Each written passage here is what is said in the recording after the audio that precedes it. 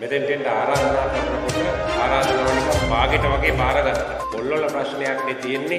ඇයි මේ මට එන්න කිව්වේ මොකද කියලා දන්නේ නැහැ කියලා. පාර මගේ පුද්ගලික සහකාර මහත්තයා කිව්වා සර් පොල්වත් වලට සෑහෙන්න මේ හොරු පණිනවනේ. ඒතර වෙඩිත් තියෙනවනේ මේකින්ද පොලිසිය මොකක් හරි එකක් ඇති යන්නේ කියලා.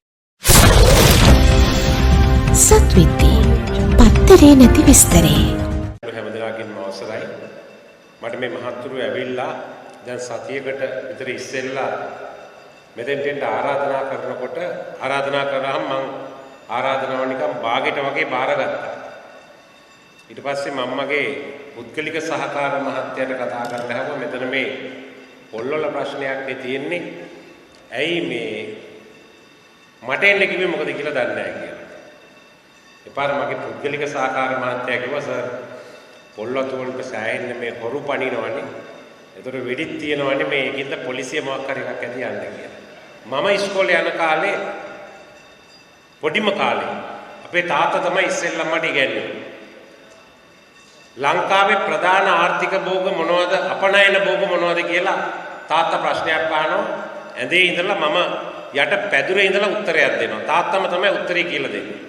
තේ රබර් පොල් කියලා. එදා තාත්තයි කියලා දීපු ප්‍රශ්නේ පස්සේ 3 4 පන්ති වල විභාග වලටත් ආවා. 3 4 පාරක්ම උත්තරේ ලියලා තිනවා ලංකාවේ ප්‍රධාන අපනයන භෝග තේ රබර් පොල් කියලා. ඊට පස්සේ ටික කාලයක් යනකොට අතුරු භෝග මොනවද කියලා අහුවම කුරුදු අරවා මේවා කියලා ලියනවා. හැබැයි දැන් අද අපිට මේ ප්‍රශ්නෙට එහෙම උත්තර දෙන්න පුළුවන්. අපි අහලා බැලුවොත් එහෙම ලංකාවේ ප්‍රධාන අපනයන භෝග තේ රබර් පොල් කියලා තේ හරි රබරුත් හරි පොල්ද කියන ප්‍රශ්නෙට පොඩි ප්‍රශ්නාර්ථයක් එක තමයි උත්තර දෙන්න වෙලා තියෙන්නේ. මොකද අපි අපනයනය කරනවද නැත්නම් අපි ආනයනය කරනවද කියන ප්‍රශ්නෙත් අද ඇති වෙලා තියෙනවා. ඉතින් මං හිතන්නේ මෙතන ඉන්න විද්වතුන් ඒකට මග හදයි තව බිලියනයක් හදනවා කියලා කතිකාවතක් නිර්මාණය වෙලා තිනවා. ඇත්තටම මම නිකන් බැලුවා Google කරලා මේ පොල් ගැන අපේ ඉතිහාසය රාමායනේ පවා ලියවිලා තියෙනවා. ක්‍රිස්තුස් වහන්සේ ඉපදෙන්නත් අවුරුදු 150කට ඉස්සෙල්ලා ලංකාවේ පොල් වගාවක් ගැන. ඒ තරම් ඈත ඉතිහාසයක් අපිට තියෙනවා. දැන් අපිට යම්කිසි ප්‍රශ්න මතුවලා තියෙනවා. මම පොල් ගැන දේශීය වශයෙන් මම පොල් වගා කර්මෙකුත් නෙමෙයි, ක්ෂේත්‍රෙත් නෙමෙයි, මම කෘෂිකර්මාන්තය පිළිබඳව නිපුණත්වය දක්වන කෙනෙකුත් නෙමෙයි. මොකද මගේ විදේශීය අත්දැකීම් කීපයක් තියෙනවා පොල් ගැන. මම මීට කිලෝමීටර් 12000ක් ඈතින් තියෙන කැරිබියන් දූපතක් වන හයිටි රාජ්‍යයේ අවුරුදු 2ක් හිටියා.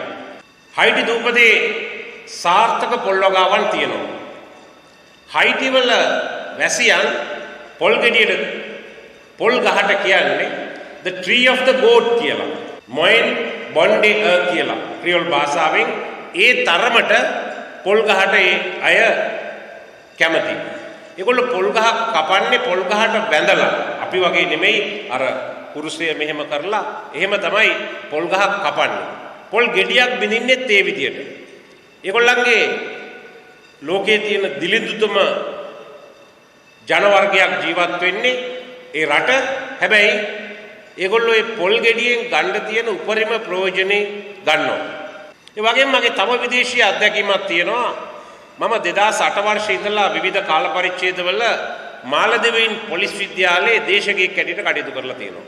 මේ මාලදිවයින් පොලිසිය ඒ කාලේ තිබුණේ මාලදිවයින් මාලේ අගනුවර ඉඳලා විනාඩි 45කට ආසන්න ගුවන් ගමනකින් තියෙන කුඩා දිවයිනක වාණි කියන.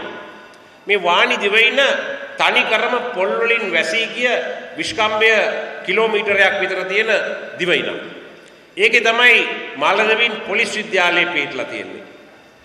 පොල් වලින් හදපු විවිධ වර්ගයේ ආහාර වර්ග විවිධ වර්ගයේ දේවල් දැන් අපි හදන්නේ සම්බෝල විතරයි. ඊට එහා තියෙන්නේ ටුවරිස්ට් රිසෝට් එකක් ඒකට අල්ලපු එක.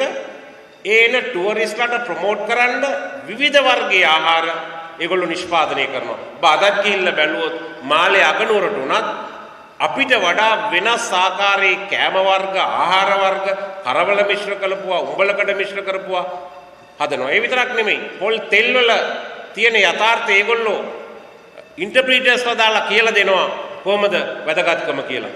දැන් අපි ගත්තොත් එහෙම අපි තව රටකට අගෞරව කරනවා නෙමෙයි. මොකද අපේ රටට ආවොත් එක පැත්තකින් සීගිරිය තියෙනවා, අනිත් පැත්තෙන් අනුරාධපුරේ තියෙනවා, අනිත් පැත්තෙන් විල්පත්තු යාල තියෙනවා, අනිත් පැත්තෙන් දලදා තියෙනවා, ශ්‍රී මා බෝධිය තියෙනවා, දලදා වහන්සේ ඉන්නවා.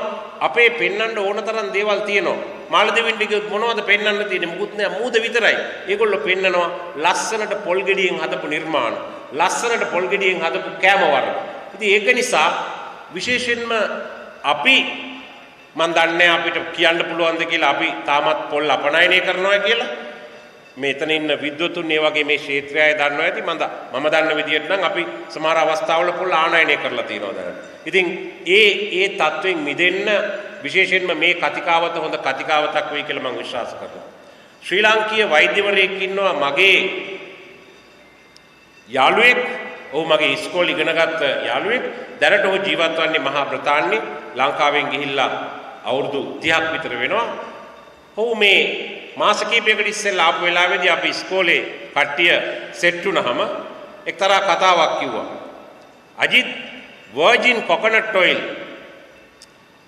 change my life කියලා. එහෙම කිව්වා.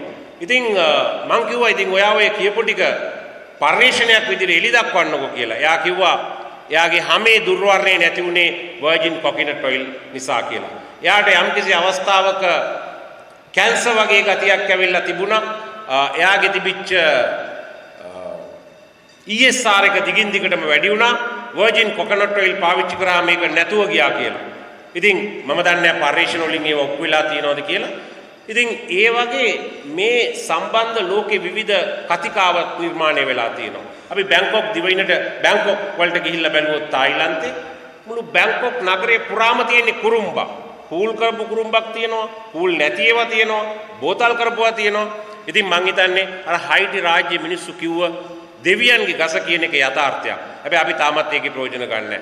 අපේ රටේ අපි අද අරගෙන බැලුවොත් එහෙම කීයක් ඉඩම් කට්ටි කරනවද පොල් ගස් තියෙන දේවල්. සමහර වෙලාවට හොරෙන් කරනවා, සමහර වෙලාවට අවසර අරගෙන කරනවා. ඉතින් මේ පිළිබඳ නීති සම්පාදනය වෙන්න ඕනේ. ඉතින් අපිට අවශ්‍ය වෙනවා මේ ක්ෂේත්‍රයේ විද්වතුන්. දැන් ඇත්තටම එක කාලයකදී කිව්වා පොල් වලින් පොල් කිරි තියෙන ආහාර ගන්න එපා. ඒක නිසා එළවලු තෙල් තියෙන ඒවා ගන්න කියලා. බොහොම බොරුවක් පැතිරෙව්වා. තව පැත්තකින් බොරුවක් පැතිරෙව්ව ඒවා ගත්තාම කැන්සර් හැදෙනවා එහෙම කියලා. එහෙම ඒ කතාව යථාර්ථයක් නම් අපේ ජාතියම වෙනසෙන්න ඕනේ. අවුරුදු 2000ක් පොල් ගහත් එක්ක පොල් තෙල් එක්ක පොල් කිරිත් එක්ක කෑම කාපු අපිට සීගිරිය වගේ නිර්මාණ කරන්න බැරි වෙනවා. සමාධි පිළිමය වගේ බොහොම එක තැනක ඉඳගෙන අදපු නිර්මාණ කරන්න බැරි වෙනවා. පරාක්‍රම සමුද්‍රය වගේ කැටපිලර් මේ වගේ මේ තියෙන තාක්ෂණයේ නැති කාලෙක අදටත් කොච්චර වතුරාවත් කැඩෙන්නේ නැති වැව් බැමි නිර්මාණය කරන්න අපේ ජාතියට බැරි වෙනවා. ඉතින් මේ කතාව තනිකර මිත්‍යාවක්. ඉතින් එහෙම මිත්‍යාවල් සමහර වෙලාවට පතුරවලා මේ වගාව විනාශ කරන්න නැත්නම් මේ ක්ෂේත්‍රය විනාශ කරන්න සමහර උත්සාහ කරනවා. ඉතින් ඒවට කතිකාවතක් ප්‍රතිකතිකාවතක් නිර්මාණය කරන්න ඕනේ. ඒ නිසා මම මේ ක්ෂේත්‍රයේ ප්‍රවීණෙක් නෙමෙයි.